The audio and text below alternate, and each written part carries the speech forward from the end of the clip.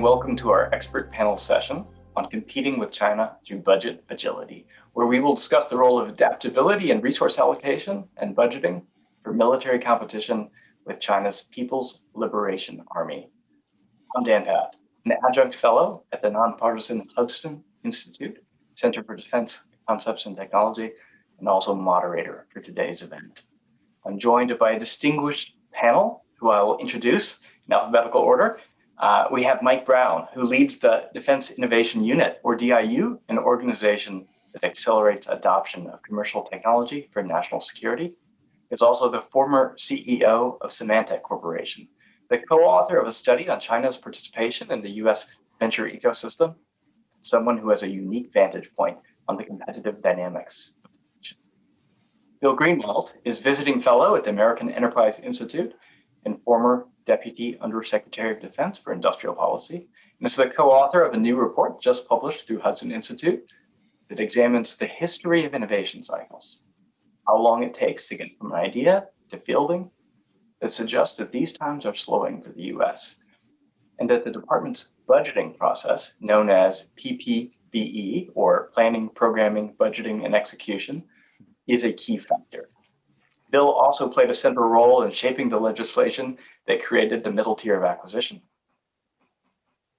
Lieutenant General Clint Q. Hinote is the Deputy Chief of Staff for Strategy, Integration, and Requirements for the U.S. Air Force, and is responsible for developing the Air Force strategy and also emerging multi-domain operational concepts. He's guiding the path towards informationized joint operations, new operational concepts, and information technology adoption across the Air Force and Joint Force.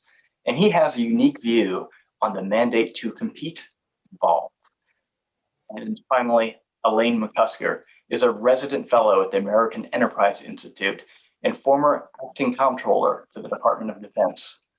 She also has experience as the CENTCOM lead for analysis and resourcing. Recently, her research and writing has focused on defense budgets and resourcing processes. She has a unique perspective that spans Hill professional staffer, combatant command, and senior leadership in the Pentagon. So thank you all so much for being here today. What an honor to share a Zoom with each of you. And I can't believe that we actually managed to align schedules to pull this off. But we have no time to spare. I want to start by just going around our virtual room and looking for opening comments. So Mike, over to you first. You've spoken several times in the past year about the need for budget flexibility. Can you explain what motivated your thoughts on this? What are you seeing?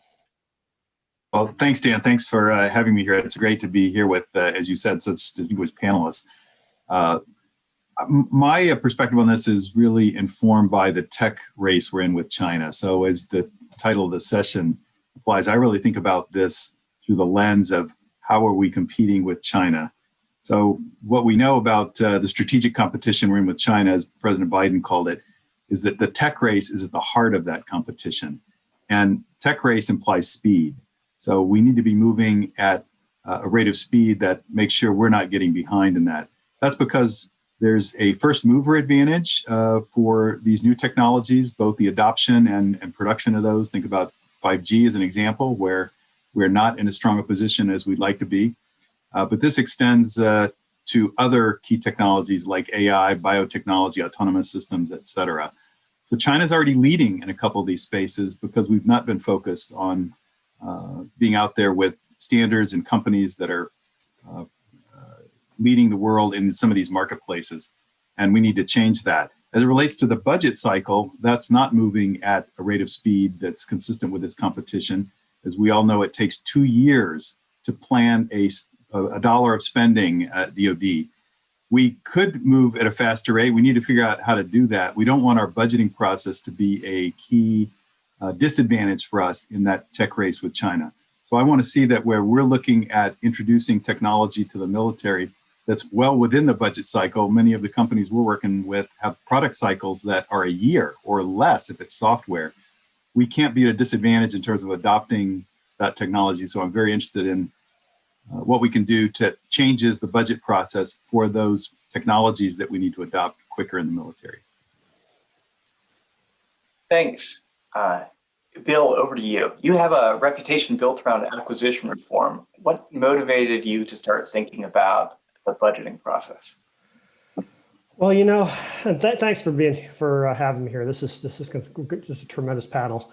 We've been trying to reform the acquisition process for decades, and there have been hundreds of studies and presidential commissions and so on looking at this problem. And Congress has been tweaking the acquisition and contracting process over and over and over again. And the criteria that is used for looking at this is a focus on predictive cost and performance baselines. And I guess what really got me into looking at this 60 years of essentially limited success is what's missing. What's the criteria that is not being focused on? And there are actually two, and that's the issue of time and the issue of innovation. And then also the ability to work with those companies that do innovate based on time. The companies that Michael is trying to address out there and with DIU.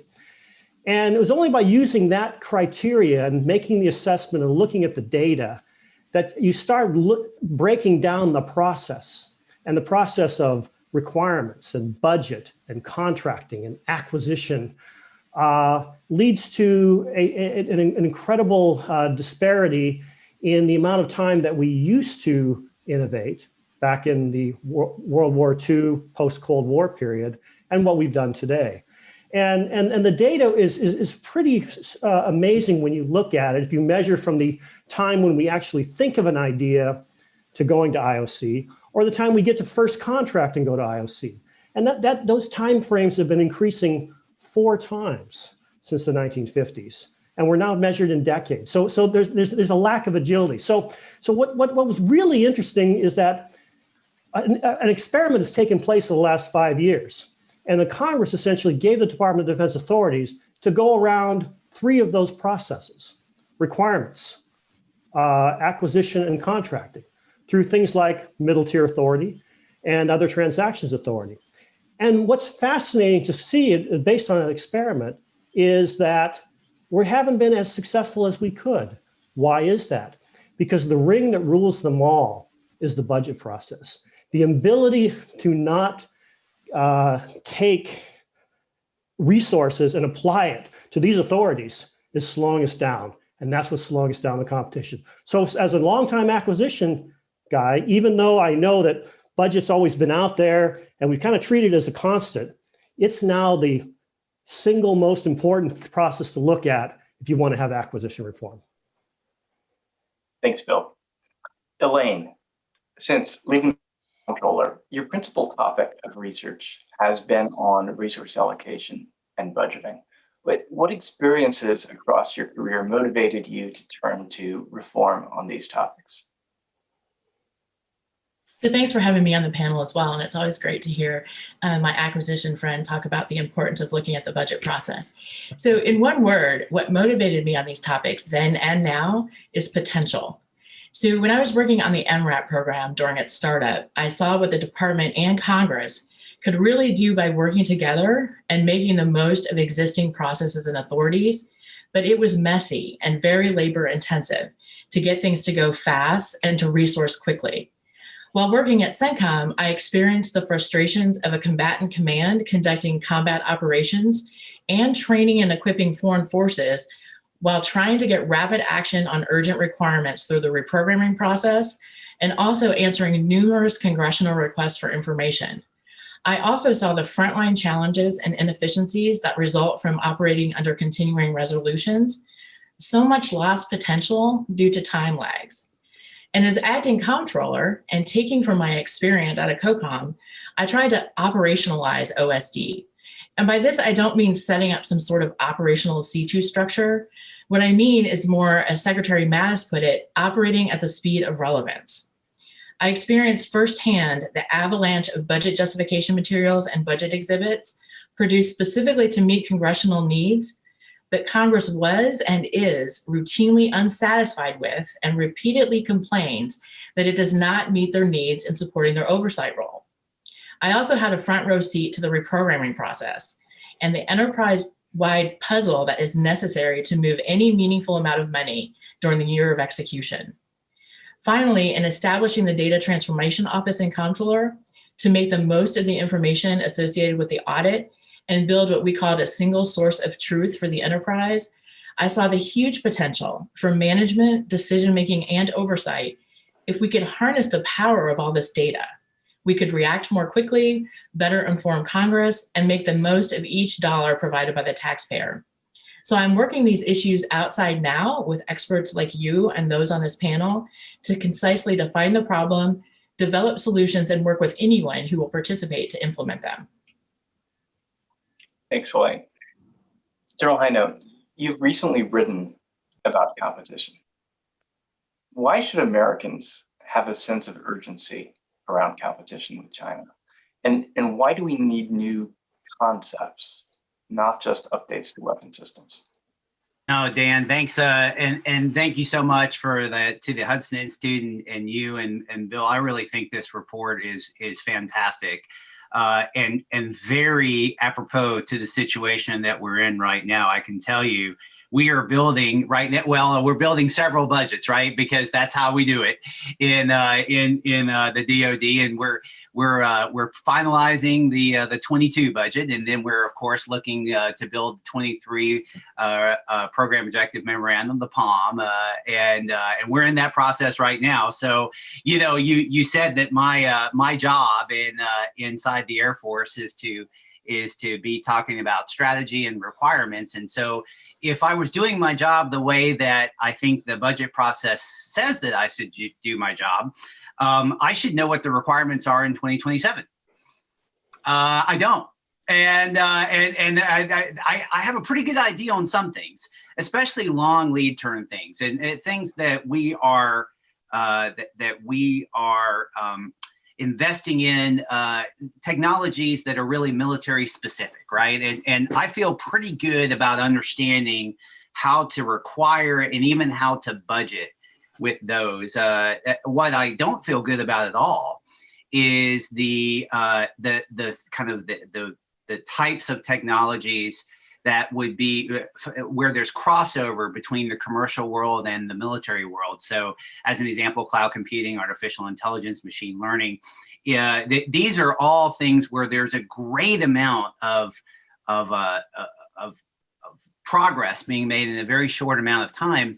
And it's very difficult for any of us. When I talk to leaders in the tech world, they look at me like I'm crazy when we start to say like, what's going to happen in 2027?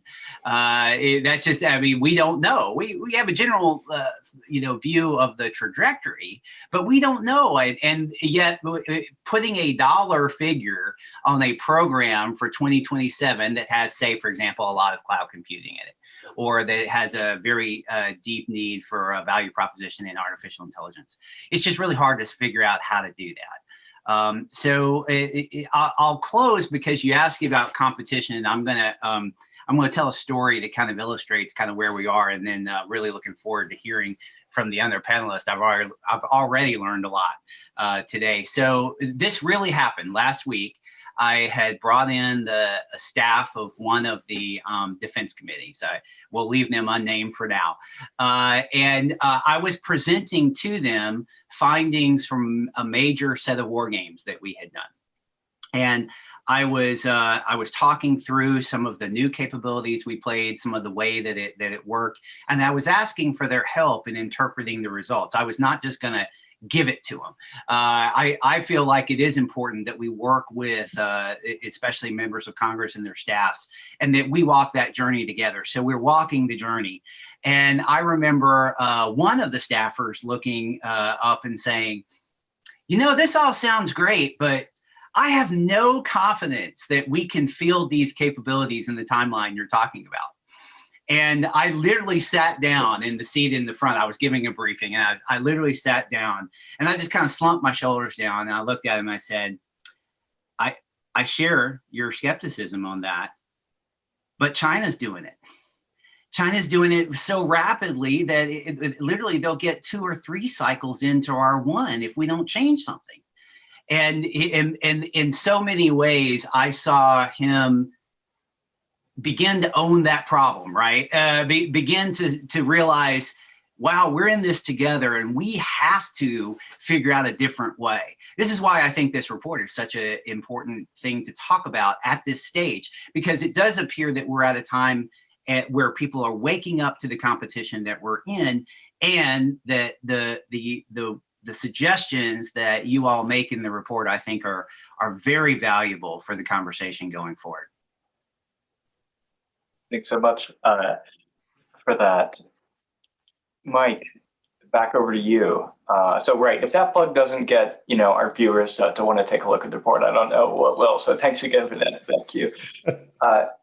Mike, one of the things I really enjoy about your writing, your public engagement, is the different perspectives you bring, and one of those, of course, is the fact that you've spent some time looking at China's economy. But what are you seeing in the innovation ecosystem in China? And what is your assessment of the PLA's ability to apply commercial innovation in those areas that Q just talked about, and things like AI and cloud, to military problems? Yeah, maybe the most important perspective is what Q just shared. They're doing it. So we better sit up and take notice. And we're starting to, but we're not moving at a fast enough pace. So when I started studying about the Chinese economy and how do they innovate, it was kind of relative to what was happening in Silicon Valley. And I started, as probably most people did 5 years ago, seeing, yeah, they're doing a lot of copying. How much innovative are they doing? Well, it turns out, as the general just said, they are innovating. What they've effectively copied is the U.S. system. So they're using market incentives. They have, in some early work I did, they have 500 different investing entities that mirror Western ways of raising capital. There's venture capital, growth capital, private equity. So they've mirrored that system. They're trying to mirror what we've done with research, creating research parks, co-locating people, having startup investments happen. In fact, just I think 2 years ago, their investments in startup rivaled what the U.S. was doing. So they're certainly doing a good job of bringing government, business, and academia together. Again, something that we led, Manhattan Project, the space program. They've learned from what we've done, and they've decided they're not going to follow the path of the Soviet Union. They're building a very successful commercial economy. So early on, I was skeptical about where they were innovating, but there's plenty of examples now. They did more launches into space last year than the US did. If that's not a Sputnik moment, I don't know what is. One of the satellites they launched several years ago in 2016 actually uses quantum science to start testing secure communications. They're infusing their weapons platforms with new technologies like AI and a very asymmetric investment to try and neutralize our advantages. They now have anti-ship ballistic missiles that incorporate AI so that they could effectively evade any countermeasures and hit an aircraft carrier if we had it too close to China. And very effective cyber capabilities, and been very aggressive with those, as we've seen, to vacuum up our data in the US. They clearly have done a great job in small drones. They have the world's largest small drone maker in DJI, owns 75% of the world's market share. And with other of their Chinese competitors, China owns 90% of the small drone market. So they're not wasting any time here. Now, the PLA is not magical, and the Chinese are not 10 feet tall. There's inefficiencies in their bureaucracy, just like there are in ours. But they're focused. They brought a national strategy. This is a key priority of Xi. So they are very focused and thinking about the long term here. So I think it's a mistake for us to dismiss their innovative capability. They're bringing it, they're applying it to their military. They have a very long-term purpose in mind, and that's a pretty powerful combination. Just one final comment. I think this is very different from the Cold War with the Soviets. The Soviets at their peak were 40 to 60% of the US economy.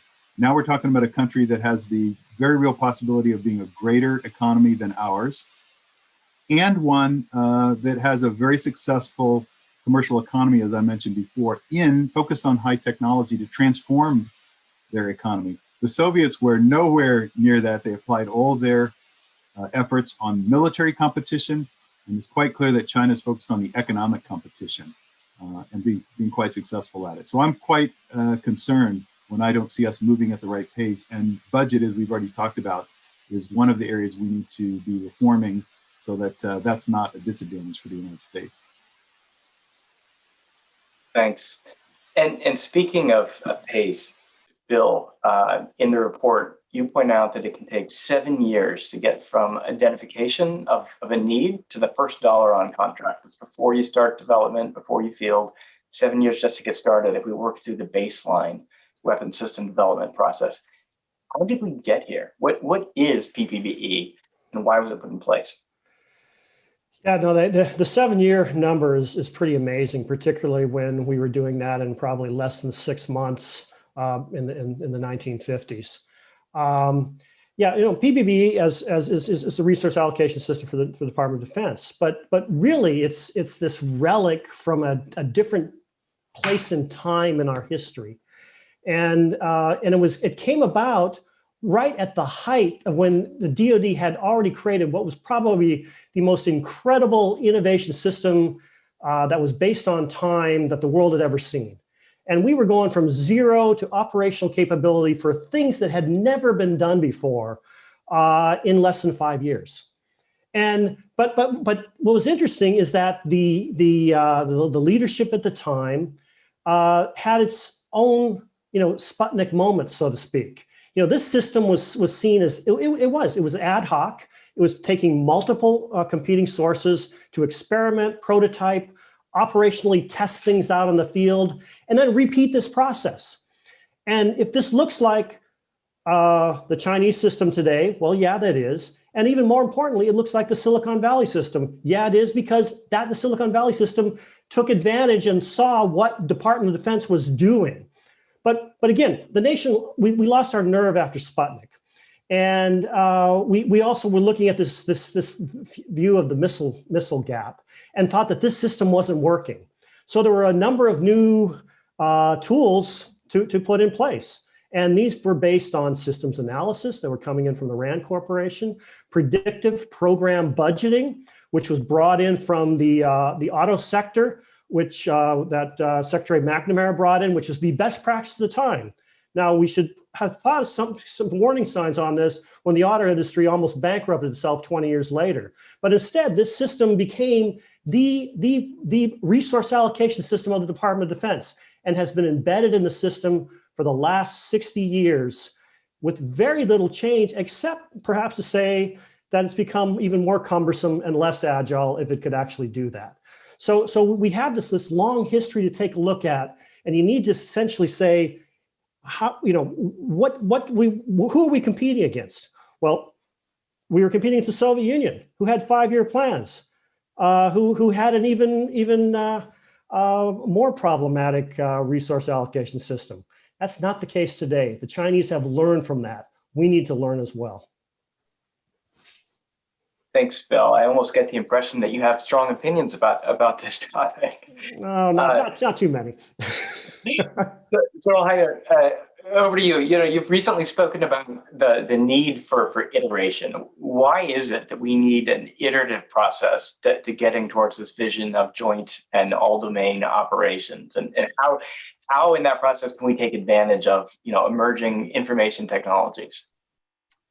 Yeah, it's a question that's on the forefront of all of our minds right now. And the reason for it is because we see that the most important thing we can do in the entire modernization effort for DoD, not just the Air Force, but I talk with my counterparts in the other services on this all the time, and we see the most important thing we can do to be more effective, especially in some sort of contingency where we might have to fight at the level of a China or a Russia, is to be a team. It's basketball season right now, and then we've got the air, land, sea, space, and cyberspace, and all of those domains cannot exist in a vacuum.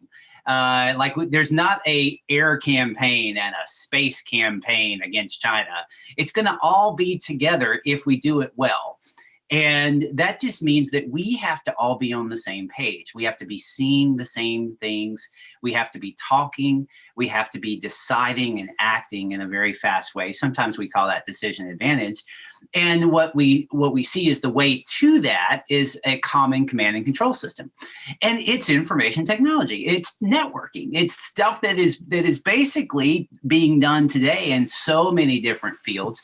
Now, there are some differences in the military application of networking, right? Like as I plug into my cell phone network, I don't have an enemy actively trying to deny my connection to the network, and we will have that. And so there will be a struggle for network connectivity. So we have got to be able to have the resilience and the alternative pathways necessary. But what we're really talking about when it comes to this type of networking are things that the commercial world is leading in. And we have to be fast followers in that. Okay, with some military, exceptions to that, but generally we're gonna learn from that. Now, it's going so fast, that sector is going so fast that I don't know what the specific solution set might look like in 2027. When we are going to be required here it's going to be a few months to have a program element with a number or set of numbers for 2027 on our version of this system of systems. We call it the Advanced Battle Management System in the Air Force, and the other services have names for it as well. But you can think of it as a networking system. It's the way that we're going to connect in with the Joint Force. And while we have a general understanding of why networking is so important, and a general understanding of the types of things we have to be able to do. We have to be able to sense, we have to be able to connect with each other, we have to be able to decide and act. And we know the general requirements, and I think we know the general trajectory of the acquisition program. But what we don't know is what we're going to buy in 2027. And if I was going to tell you, I could tell you I'd be 100% wrong about that because I don't know exactly what the world looks like, especially what the commercial networking world looks like in 2027. So that seems to me to call for a reimagining of the way we think about budgeting in the coming years, right? And so if we were to have a flexible enough system where we could still have oversight, it is still important that the Secretary of Defense level has oversight, that the Office of Management and Budget has oversight, and the Congress has oversight over the taxpayers' money. That is bedrock in our system, and we've got to keep it. But we got to reimagine what that looks like as we experiment, learn, and iterate. If we could do that, we could harness the power of one of our huge national advantages, which is our innovation sector, our tech sector that is learning and growing so fast. And what we're hoping to be able to do is harness that power through a flexible enough budget process that allows us to do that iteration. And if we can figure that out, if we can reimagine it and work it together amongst all of us, I think we have a chance. And I'm really excited that maybe we're seeing some movement in this direction, even from people who I think have been very skeptical about the idea of flexible budgeting. But even in that, I think people are seeing the challenge that China presents to us, and they're seeing that we've got to do something different, and that we ought to take advantage of everything we can, including the amazing people who are innovating in our commercial economies. And so that's what we got to do. Yeah, thanks so much. And on that topic, Elaine, you recently wrote about a vision for a flexible or maybe several flexible alternative appropriations models that might still meet congressional oversight needs. What does the idea of simpler, responsive, and flexible appropriations look like? So thanks. So I think there are really four intertwining things in the budget world, which, as we've talked about, falls between, but also all over the requirements and programming world and the acquisition world that are important to improve how we meet and support our national security requirements. So first, budget predictability. People may not fully realize the impact, both immediate and cumulative, of more than a decade of budget unpredictability and continuing resolutions. They think often that so long as an annual appropriation is finally passed, everything is okay. Well, this is not true. You can't buy back lost time, and you can't retrieve money wasted during a CR. I mean, does China have to deal with CRs? I mean, I don't know the answer to that question, but I think we probably want to look into how we're hurting ourselves here. And second, clarity on federal spending. People like to talk about parity between domestic and defense spending. I personally don't understand or agree with this, but I expect this thinking will continue. So we should remove confusion about what defense spending is. DoD is only about 16% of the federal budget, and it contains billions that are not related to defense. People sometimes say that DoD is a healthcare organization that occasionally fights wars. It also runs schools, grocery stores, and childcare facilities. These are important programs and activities, but should DoD be doing these things? And even if it does, for example, it runs really good schools, should funding for it be considered defense for purposes of conversations on defense and domestic spending? Third, lessons from past budget reductions. We have seen what happens when there is a strategy resourcing mismatch and we try to pretend there is not. The lost capability and readiness from the last decade is starting to come back. Budget stability and modernized structures are key to not losing this ground again. Instead of fixating on legacy systems, we should be thinking about how we can plan, develop, and modernize differently so we don't get stuck with what we know now when the systems deploy later. And this gets to Bill's point about the 7 years. This is exactly the competing in time problem that is at the heart of the fourth element, our need for modern, flexible, and responsive funding, the key to long-term positive change. The problem statement on this is pretty straightforward, and we can see evidence of it all over the place.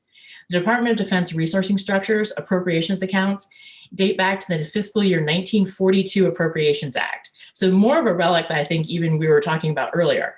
It is not responsive to modern joint program planning and execution, and does not provide necessary cost visibility for management or oversight.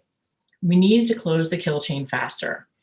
The National Security Council on Artificial Intelligence report, which came out just on Monday, illustrates our current challenge repeatedly in its long, detailed set of observations and recommendations. To take one of many quotes from the report on this subject, unless requirements, budgeting, and acquisition processes are aligned to permit faster and more targeted execution, the U.S. will fail to stay ahead of potential adversaries. So though I would like to see rapid, drastic changes, I agree with your recommendation to continue with some pilots and delve deeper into both the problem statement, get at the root causes, and more deliberative solution development, which should not be either or choices. And as with most things, I completely agree with General Hoyton. The partnership with Congress is key. We need openness, trust, and iteration to get this right.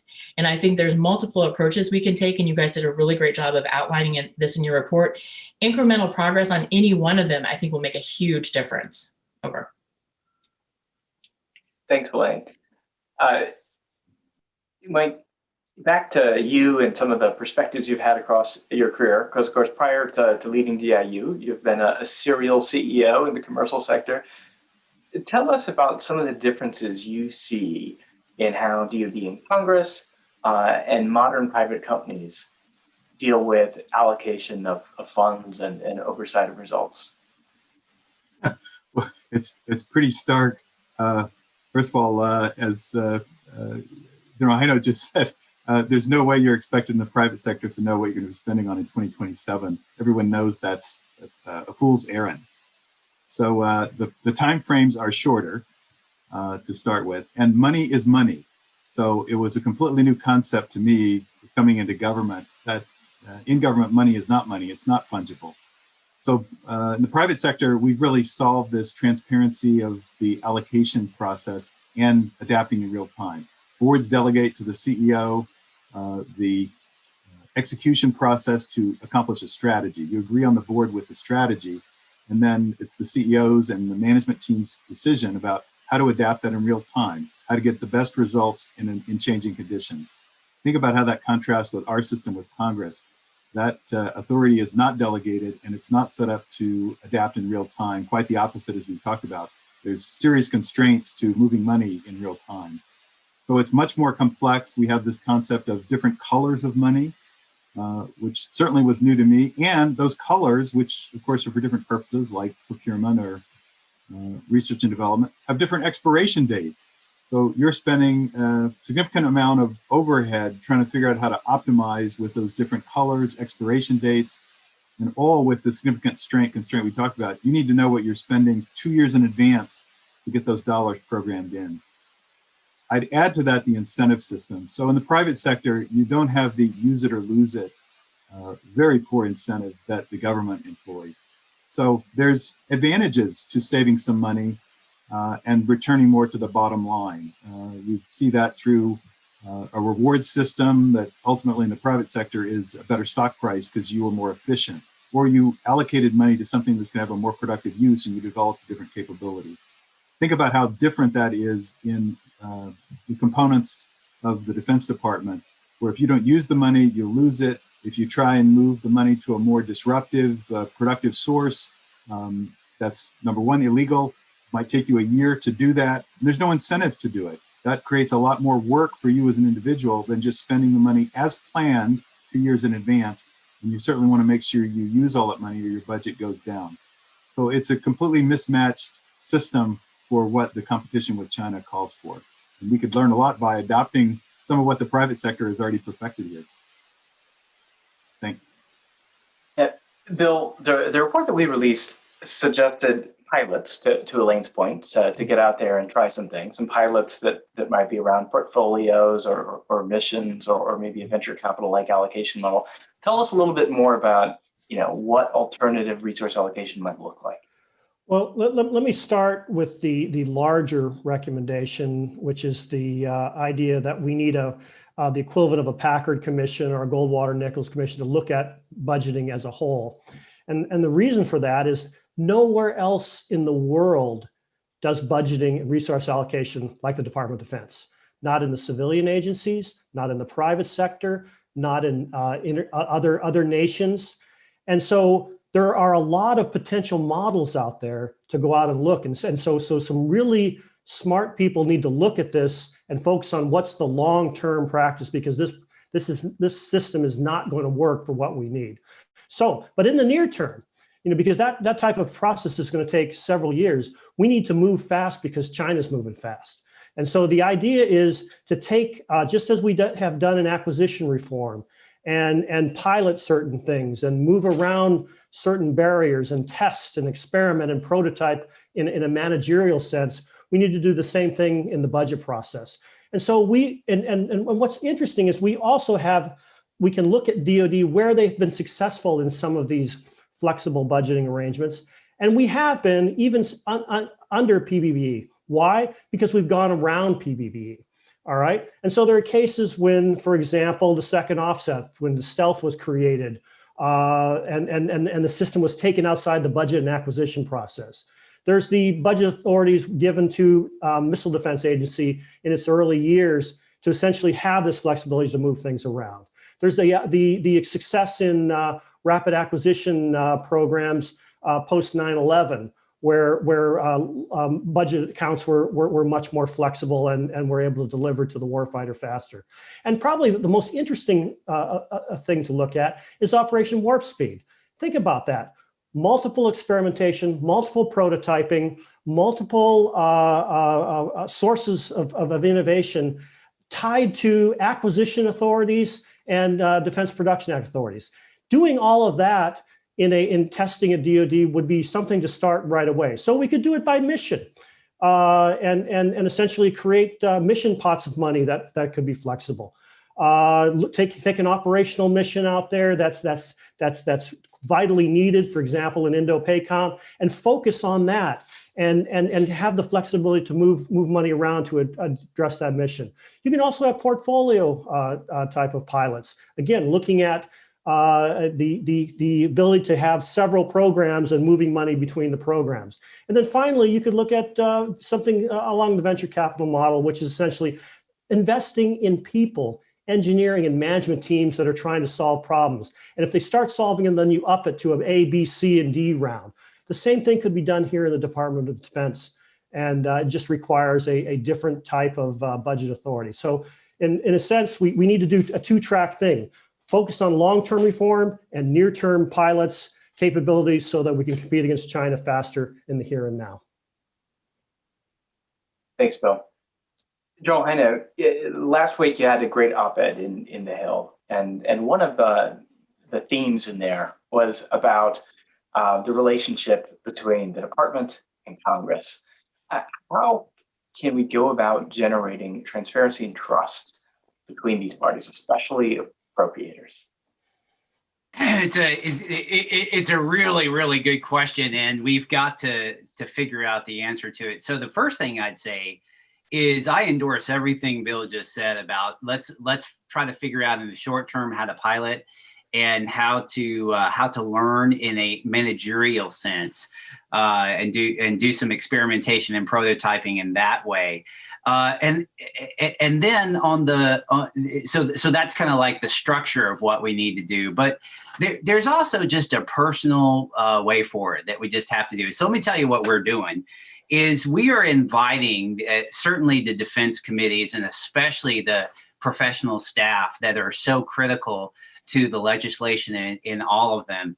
We are inviting them on the journey with us. And that means that instead of, as an example, and I used a war game example before and I'll use it again, instead of presenting the results of a war game like a fait accompli, like you have to accept this, what we've really decided to do is to bring in what we have to see as our teammates over on the Hill.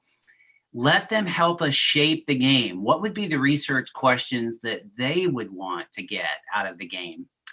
Then we go and we execute. And in fact, in this last round that we had several of our staff teammates come over and watch the execution. And then they were sitting right next to me. And if they wanted to shape it then, they could have. And then now that we've done the game and we're trying to interpret the results, invite them in with that interpretation. I did a session last week. We'll be doing a session this week and then 2 more in the next week. And we're going to just invite that learning together to happen. And we just feel like we have to be transparent in that. And you know what, if it comes out in the way, and sometimes, you know, if you're learning and you're growing and you're executing a learning campaign, you're going to find things that may not be the accepted solution or the conventional wisdom. And you just have to be okay with that. And you have to be okay with bringing Congress along with those things.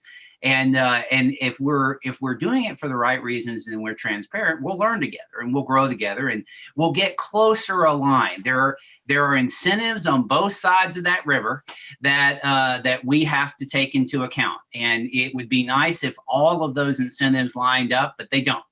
And that's our system. But what we can do is, in as much as possible, start with the at least the same playing field, at least understand the contours of the environment as well as we can together, and work out through our interaction what that means as we deal with these difficult problems, like how are we going to budget for gaps in defense that we see vis-a-vis China in the coming years. And I think we can do that. And I serve under Chief of Staff General C.Q. Brown of the Air Force, and he has made it clear to us that collaboration with Congress is not an option, that we are going to collaborate with Congress. We don't have a choice. We'll lose to China if we don't. And so we're going to do it. And we're taking steps. That op-ed that you mentioned is part of that. It's an invitation. And I actually recall when I had the members of one of the defense committees over, I said, I'm trying to put my money where my mouth is by being transparent with you, as I said that I would in that Hill article. And I think, I think at first they were like, I don't know, but they opened up a lot more as we went on. We walked this journey with them for hours on one morning, just going through all the things that we'd seen and learned. And I think it makes a difference. So we're going to keep doing it. All right. Thanks. Elaine, I'll leave you with the last word on today's session. The conventional wisdom is that we have a choice between either flexibility or accountability in defense spending. How can we break this dichotomy? So I'm not sure why we do this to ourselves. We see a lot of either or choices teed up for decision makers rather than options with pros and cons. So either readiness today or readiness tomorrow, either capacity or capability, either flexibility or accountability, either safety or speed, either transparency or security, either predictability or adaptability. We definitely need to break this. We can and should do better than these simplistic either or choices. And I do think information systems, data analytics, and harnessing the power of both are key tools to help us make us more resilient and broaden our choices. Think about how things would be if you could fully see your assets, their conditions and locations, their logistics change, the real cost of things. So affordability, which in my perspective includes procurement and sustainment. If you could see spending patterns and have indications and warnings when something seems strange. I mean, the list goes on. You would have a very powerful tool to help you determine the best place to apply your next dollar and to aid in your requirements and acquisition processes. Congress needs visibility into DoD programs and execution to do its oversight. Rather than thousands of reporting and briefing requirements, many of which result in dubious value, what if we could provide access restricted real-time information? As it was just mentioned, bring them along with us, make them a full partner. There are pros and cons here too, but I think it's worth pursuing to increase speed and transparency. And as Mike Brown said, money should be money. Over. Elaine, I think that's a pretty compelling vision. And with that, I think that's a great note to wrap this up. So I want to thank you all for being here today and sharing your thoughts on resourcing agility for competing with China. And thank each of you for the work that you're doing in advancing the thought and action related to this important topic. So thanks again. Thank you.